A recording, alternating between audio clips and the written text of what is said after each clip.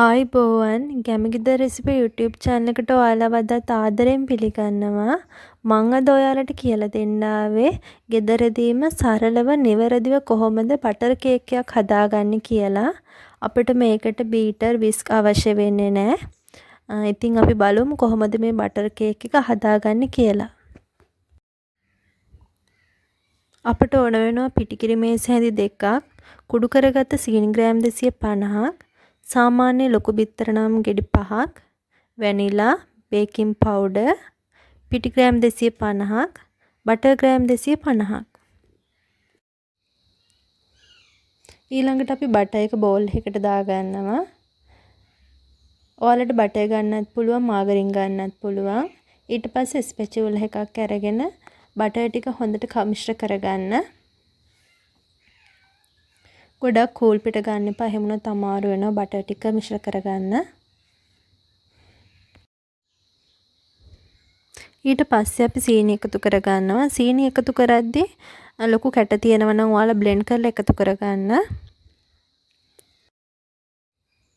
මේ විදිහට බටර් එක්ක සීනි ටික ස්පැචුලා එකකින් හොඳට කලවම් කරගන්න. ඔයාලා කලවම් කරද්දී වටේ තියෙන ඒවත් හොඳට කවලම් කරගන්න.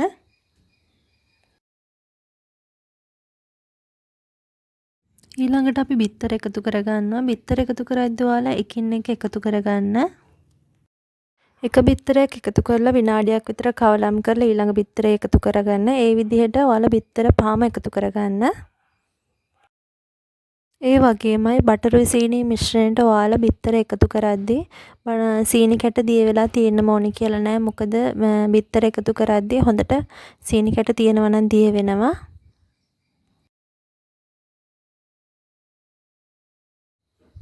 ඊළඟට අපි පිටි එකතු කරගන්නවා. පිටි එකතු කරද්දී ඔයාලා හොඳට හරලා එකතු කරගන්න. මොකද පිටිවල කැට තියෙන්න පුළුවන්. පිටි එකටම අපි එකතු කරගන්නවා බේකින් පවුඩර් වලින් තේ හැඳි දෙකක්.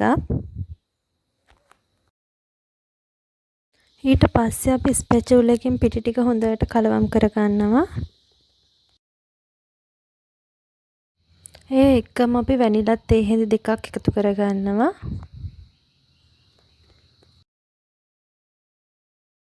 ඊට පස්සේ හොඳට මිශ්‍ර කරගන්න. අන්තිමටම තමයි අපි කිරි එකතු කරගන්නේ. කිරි එකතු කරද්දී ඔයාලා ටිකෙන් ටික එකතු කරගන්න.